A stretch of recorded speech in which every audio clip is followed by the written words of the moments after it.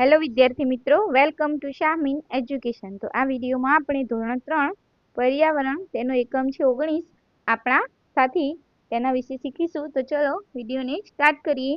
તો અહીં page number 128 પર આપેલું છે પાઠ 19 આપણા સાથી। છતના પંખામાંથી ટક અવાજ આવ્યો હતો। બધાએ અવાજ સાંભળ્યો। કલ્યાણીએ બૂમ પાડી, જુઓ જુઓ, એક પંખીને ઈજા થઈ। પીટરે તરત જ ઊભા થઈ પંખીને પકડી લીધું। પંખી પીડાતું હતું। નવજોત અને હરભજન ઝડપથી વાટકામાં પાણી લાવ્યા। પીટરે ખૂબ જ પ્રેમથી પંખી પર હાથ ફેરવ્યો। તેઓએ પંખીની ચાંચ આગળ વાટકો ધર્યો। પંખીએ થોડું પાણી પીધું। તે પાંખો હલાવતું હતું। નવજોતે બધાને પાછું ખસી જવા કહ્યું। બધાએ જોયું, પંખી ઉડવાની મથામણ કરતું હતું। થોડી જ વારમાં પંખી ઉડી ગયું।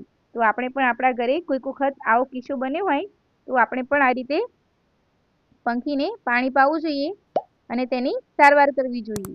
હવે આગળ જોઈએ। બીજા દિવસે શાળામાં બાળકોએ એક પંખીને વર્ગખંડમાં ઉડતું જોયું।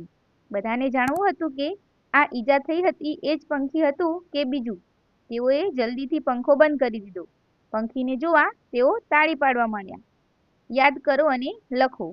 એકમની વિગતને આધારે નીચે આપેલ વાક્યોને યોગ્ય ક્રમમાં ગોઠવો। તો પહેલું થશે બાળકોએ પંખીને વર્ગખંડમાં ફરતું જોયું। બીજું થશે પંખીને પંખાથી ઈજા થઈ હતી। ત્રીજું થશે નવજોત અને હરભજન જલ્દીથી વાટકામાં પાણી લઈ આવ્યા।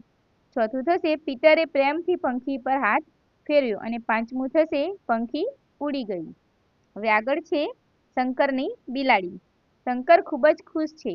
એના ઘરના વાડામાં બિલાડીએ 4 બચ્ચા એટલે કે કિટન્સને જન્મ આપ્યો છે। શંકર તેનો નવરાશનો સમય તેમની પાછળ પસાર કરવા લાગ્યો। એક સવારે શંકર બિલાડીના રડવાના અવાજથી ઉઠી ગયો। તે વાડા તરફ દોડ્યો।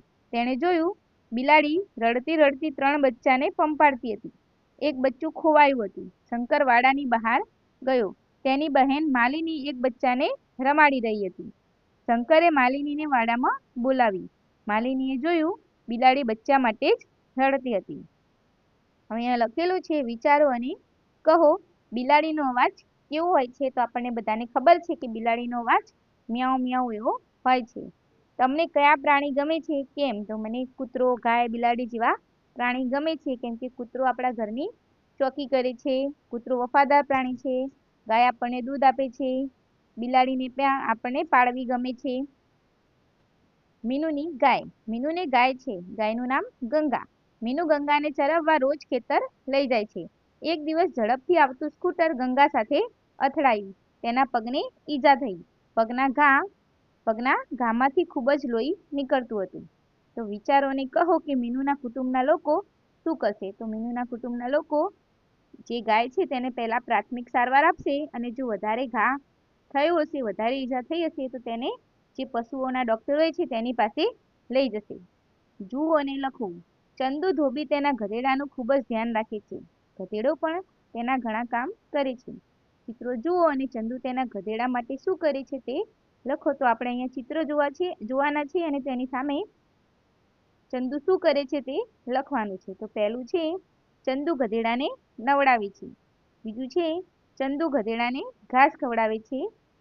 ત્રીજું છે ચંદુ ગધેડાને પાણી પીવડાવે છે અને ચોથું છે ચંદુ ગધેડાને ફૂલોથી શણગારે છે।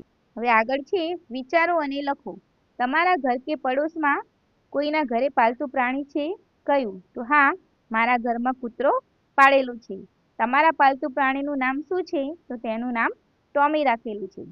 તમે તમારા પાલતુ પ્રાણી માટે શું કરો છો? જ્યારે એ ભૂખ્યું હોય તો તેને ખાવાનું આપું છું। કોઈ એને ખીજવે તો તેને વઢું છું।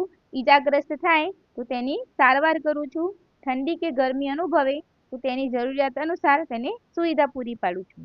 હવે આગળ આપેલું છે યાદ કરો અને લખો। ઘણા લોકો પાલતુ પ્રાણી રાખે છે, તેમનું ધ્યાન પણ રાખે છે। નીચે કોષ્ટકમાં આવા પ્રાણીઓના નામ આપ્યા છે। ખૂટતી વિગત લખો। તો આપણે અહીંયા પ્રાણીનું નામ અને આપણે તેને કેમ રાખીએ છીએ તે લખવાનું છે। તો કૂતરો તો તે ઘરની ચોકી કરે છે। ગાય ભેંસ તો તે દૂધ આપે છે। બળદ તો તે ગાડું ખેંચે છે। બિલાડી તો તે ઘરમાંથી ઉંદરનો ત્રાસ ઓછો કરે છે। મરઘી તો તે ઈંડા આપે છે. માછલી તો માછલી ઘરની શોભા વધારે છે. સસલું આપણે તેને ખૂબ પસંદ કરીએ છીએ. અને મધમાખી તો તે આપણને મધ આપે છે. પંખી પરબ તો મોટા મોઢાવાળું માટીનું વાસણ લો. માટીના વાસણને બાંધી દો. ચિત્રમાં બતાવ્યા મુજબ લટકાવો. વાસણમાં થોડું પાણી ભરો અને તેને વૃક્ષની ડાળી સાથે અથવા હૂકની મદદથી તમારા ઘર કે શાળામાં લટકાવો. દરરોજ તેમાં પાણી ભરો. કયું પંખી પાણી પીવા આવે છે તેનું અવલોકન કરો. વિચારો અને લખો. આપણી જેમ પંખીઓને પણ જીવવા માટે પાણીની જરૂર છે. ઘણી બધી વસ્તુઓ માનવીઓ અને પ્રાણીઓ બંનેને જરૂરી છે. આવી 3 વસ્તુઓના નામ લખો. તો માનવીને ઉપયોગી અને પ્રાણીને ઉપયોગી તો ખોરાક, હવા, પાણી, આરામ, ઊંઘ. હવે આગળ છે વિચારો અને કહો. આપણે વિવિધ ખોરાક ખાઈએ છીએ. તેવી જ રીતે પ્રાણીઓ પણ વિવિધ ખોરાક ખાય છે. તમે કોઈ પ્રાણીને ખવડાવ્યું છે? તો હા. કોઈ પ્રાણીને ખવડાવતા તમે જોયા છે? તો હા. તમે જે પ્રાણીને ખવડાવ્યું હોય તેનું નામ અને શું ખવડાવ્યું તે આપણે અહીંયા લખવાનું છે. તો કૂતરો, તેને રોટલી અને બિસ્કિટ ખવડાવ્યું. ગાય તો તેને રોટલી ખવડાવી. બિલાડી તો તેને દૂધ પીવડાવ્યું. ભેંસ તો તેને રોટલી ખવડાવી. તમે કોઈ પણ પ્રાણીનું તમે જેને ખવડાવ્યું હોય તેનું નામ અને તેને શું ખવડાવ્યું છે તે તમે અહીંયા લખી શકો છો. આગળ છે વિચારો અને લખો. તો પંખીને શું ખવડાવી શકાય? તો અનાજના દાણા. તમે કયા પંખીઓને ખવડાવ્યું? તો કબૂતર, કાગડો, ચકલી. બાળકો સૌથી વધુ કયા પંખીને ખવડાવે છે? તો પોપટ, કબૂતર. આગળ છે તમારી પાસે યાદીમાં આ નામ છે, શોધો તે શું ખાય છે? તો ઉંદર રોટલી, અનાજ. ખિસકોલી ફળ, બીજ. વંદો એંઠવાડ. વાંદરો વનસ્પતિ, રોટલી. ભૂંડ કચરામાં પડેલી વસ્તુઓ. કરોળિયો નાના જીવજંતુ. ચામાચીડિયું નાના જીવજંતુ. ગરોળી નાના જીવજંતુ. કાગડો એંઠવાડ. આગળ છે વિચારો અને લખો. કોઈ પ્રાણી કે પંખીએ તમારો ખોરાક ખાઈ લીધો હોય તો તે અંગે લખો. તો હા, એક વખત હું લીમડાના વૃક્ષ નીચે ઊભી રહીને બિસ્કિટ ખાઈ રહી હતી. ત્યારે વૃક્ષ પર બેઠેલો વાંદરો તે જોઈ ગયો અને ઝપટ મારીને મારા હાથમાંથી બિસ્કિટ લઈ ગયો હતો અને ખાઈ લીધો હતો. તમે તમારો પ્રસંગ અહીંયા તમારી જાતે અહીંયા લખી શકો છો. આગળ છે સમજો અને જોડો. કોણ શું ખાય છે? જુદા જુદા રંગની લાઈન દોરી જોડો. તો ઘાસ તો બકરી, તો ઘાસ, શાકભાજી અને ફળો અને રોટલી. સાપ તો ગરોળી, ઉંદર. ચકલી તો કીડી, રોટલી. ગરોળી તો મચ્છર. માનવી તો શાકભાજી અને ફળો, રોટલી.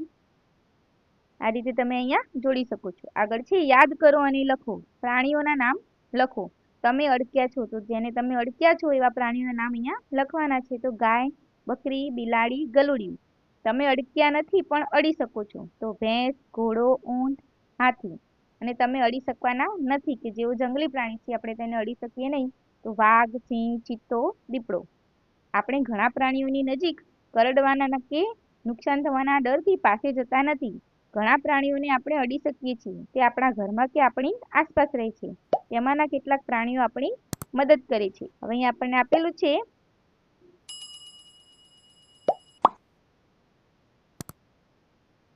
નીચેના ચિત્રો વાંચો અને વર્ગમાં ચર્ચા કરો.